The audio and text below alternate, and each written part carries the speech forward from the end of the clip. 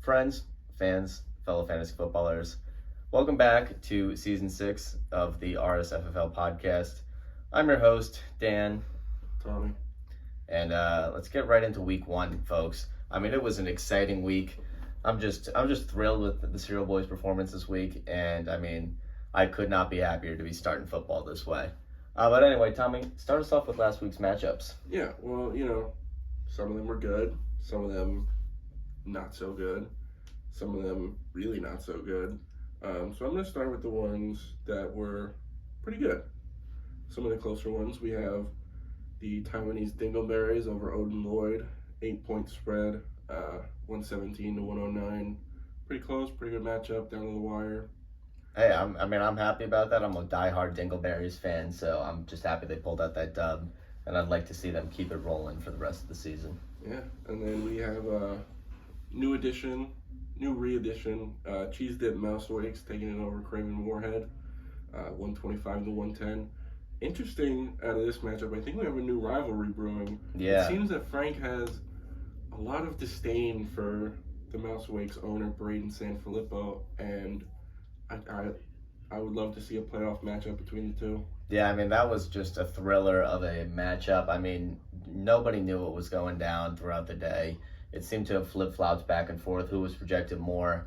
But, with Cam Akers putting up a fat 0, the Mouse Awakes were able to take this one home. Yeah. Craven Moorhead owner Frank noted saying that he is not worried about Cam Akers about 27 times throughout that first game on Thursday, even though he only saw about 3 carries. 0 yards, 0 points. A little bit concerning, especially if you took him, what was that, 3rd or 4th round pick? Yeah, I don't know how you can't be worried, Frank. Yeah. But those are the close matchups. Let's get into the blowouts here. We have the Cereal Boys over the Concentration Campers, a resounding 155 to 97. Campers look like they're back in their old form after being projected first overall. Yeah, I was a little bit worried going into it, seeing all the projections were placed them at first. I was projected to lose that game, but I was wrong to doubt my guys. We have Cook Crisp, we have Raisin Browns, and we have CEHX, Chex but spelled wrong. I mean, those are my Cereal Boys right now, and they're just bringing it home for the team. Yeah. Then we have new addition to the league, Big Busters, Ryan Dahlm versus the agency, getting his ass beat 141 to 99. If you're gonna name yourself the Big Busters, I mean, you're gonna bust. Yeah, that's all I'm saying. 99. You got to break 100 if you're new to the league. That's all I'm saying. Not a great intro. Then we have the Marauders versus Browns versus Board of Education. Christian just keeping up with his old habits of the shittiest names in the league, and Connor really handed it to him. And I hate to say it, but Connor's team looks kind of good. Yeah, I wasn't expecting Connor's team to look this good. I say that, but it looked pretty good from the start. But it was kind of the guys that I didn't expect to show up. I expected a little bit more out of Cortland Sutton, but I mean, 145 is nothing to scoff at, and I'm excited for his week 2 versus me. Yeah, and then we have, I believe the last matchup is the most disappointing matchup. We have the Wizzies versus the University. Wizzies not putting up a ton of points. 113 is not great. And most of them came on Monday where we had Judy put up a good amount of points on just a few catches. But the University went out there and said, hey buddy, you know what? You deserve this win somehow or another, and we're going to put up 85 points and you're going to get that 1-0 start. Very disappointing from the University, and I just can't believe it's real. Yeah, I mean, that's not something you're going to be happy about. It's such a low score that you don't even know if you're going to be able to bounce back. I think it's week 1, but it might already be time to rebuild. Yeah, I mean, I've already started scouting out the WNBA season for next year. I've been looking into that, trying to follow the team now so that I can at least be interested when I have to go to that game. Yeah, without your phone. Yeah, I've been trying to wane off screen time so I don't, have withdrawals during the game. But, it's for later down the line. I'm sure the Campers will go back into that slot soon enough.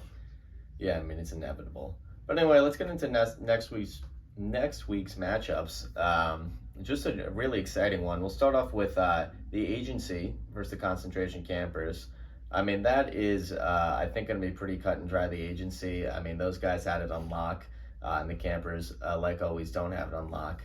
As much as on paper they seem like a good team, they don't have the guys who are going to bring it home, and I got the agency taking it home. Yeah, I mean, it's hard not to pick the agency.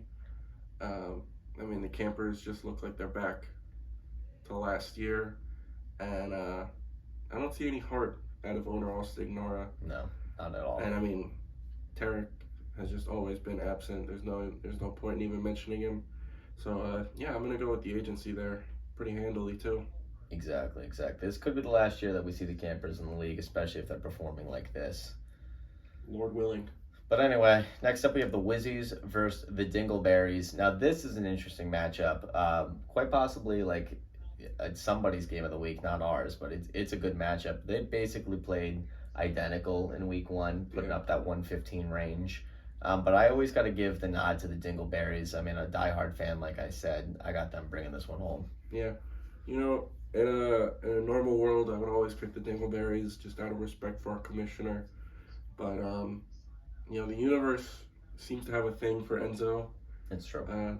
Things just sort of happen when he does it. Anything that allow for that to be the correct course of action.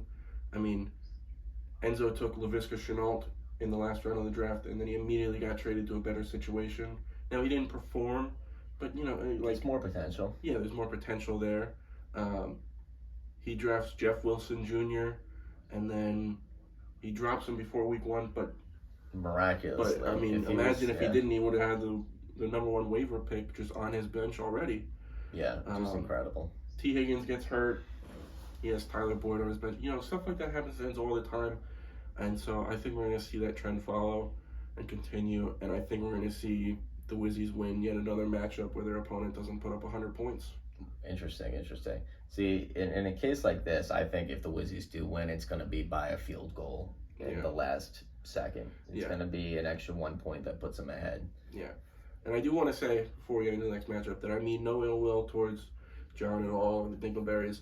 I just think this is the universe at play, and, the Dingleberries should win, and I would pick them in a normal circumstance, but, we try to be 100% accurate on this podcast, and I'm just trying to make the right pick. Interesting. All right, anyway, next up we have Odin Lloyd versus Craven Moorhead. Not really a rivalry that we've seen too much, or that we care too much about. So, I mean, this could go either way. I think I'm just going to have to go with my boy Moorhead here. I mean, I've got faith in this guy. Neither of them showed up too hard week one. Right? What did Odin Lloyd have? Yeah, I think they're both about the 100-something range. Yeah. Frank put up one. Yeah, they both put up 110 exactly. Okay, exactly. So now we have another interesting matchup. I think I'm just going to go with Moorhead. I think his guys are a little bit stronger in week two, and he's going to take it home. I think, hear me out on this. Yeah.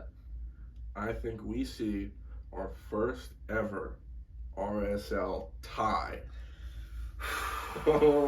I mean, we've been waiting for it. We've called it a couple times, but these guys have the potential. Oh, man. It's just, it just has the makings for a tie. It's Colts versus Texans. It's yeah. I mean, this is going to be a lot of fun to watch. Yeah. Anyway, we're going to go on to the Busters versus the Brown versus Board of Education. A lot of B's in this matchup. Yeah, really. This is a tough one because both teams looked like shit week one. We have our former champ coming out just so weak out of the gate, like he just got scratched in a horse race. And then we have, the Busters, the new guys who don't know who they're playing with and made a lot of fatal mistakes. Close friends, close lovers, soon to be enemies. Yeah. I think I'm going to take the Busters in this matchup. I have no faith in Browns versus Board of Education this year, so I'm going to say the Busters take this one.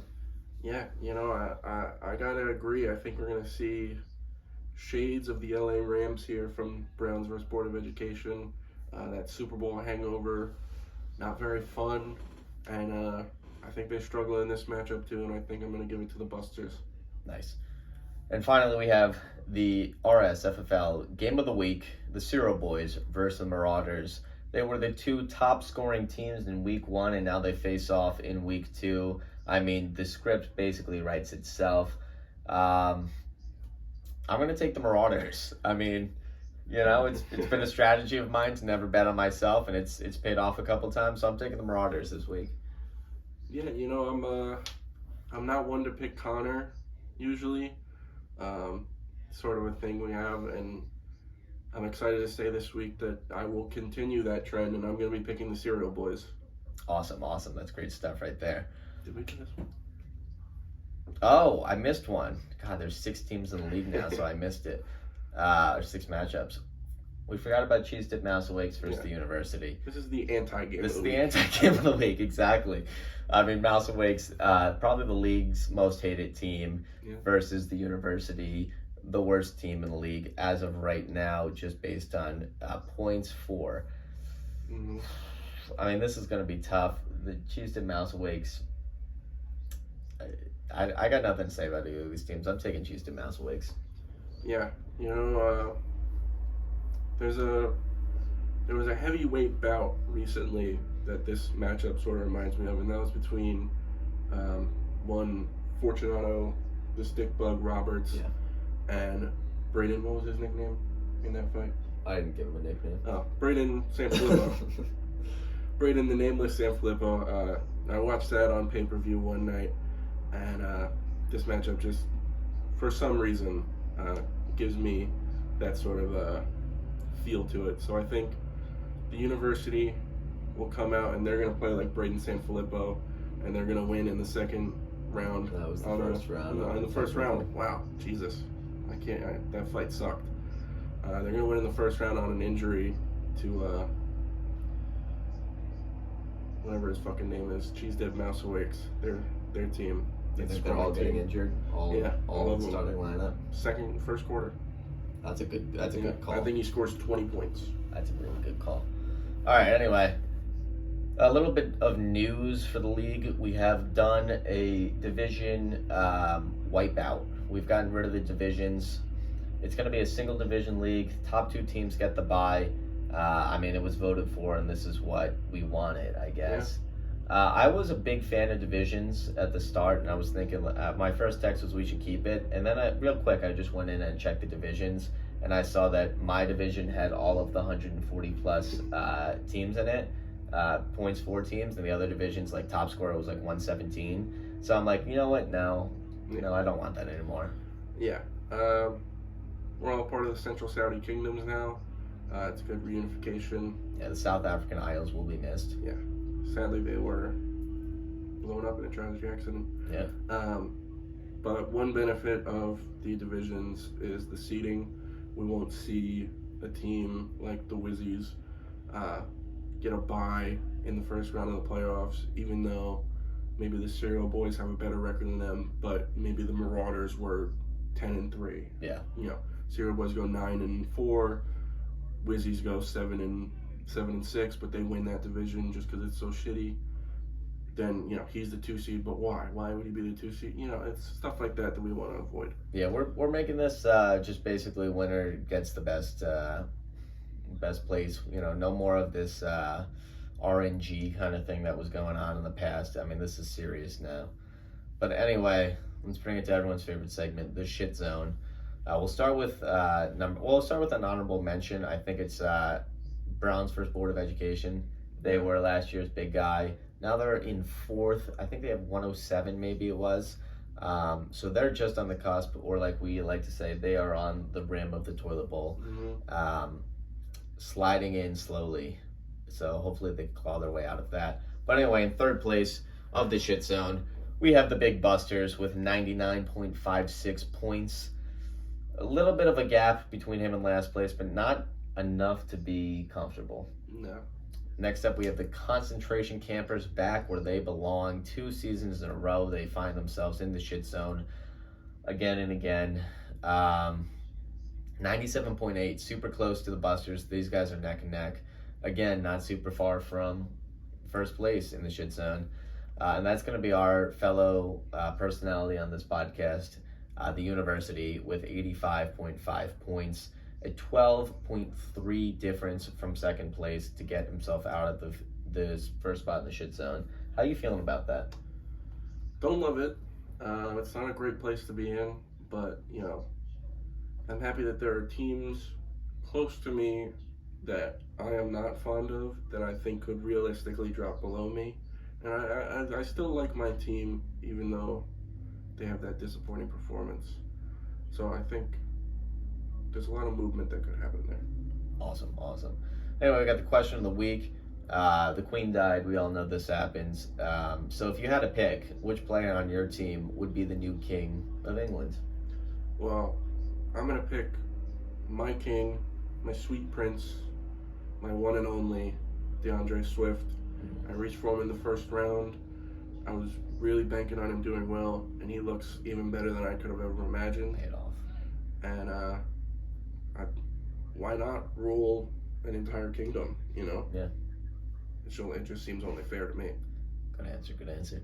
I'm going to go with the Rams defense. I think, I'm a big fan of democracy, and I think we need a lot of guys in there. We don't just need one person in charge. I think the entire Rams defense, are going to do a great job leading an entire country. Rule by committee, as they say. Yeah. Anyway, that's going to wrap us up. Tom, you want to bring us to the sponsor? Yeah, our sponsor for this week is 4-letter words. Good, cool, pork. Yeah, so shout out to them for sponsoring this podcast. Thank you, 4-letter words.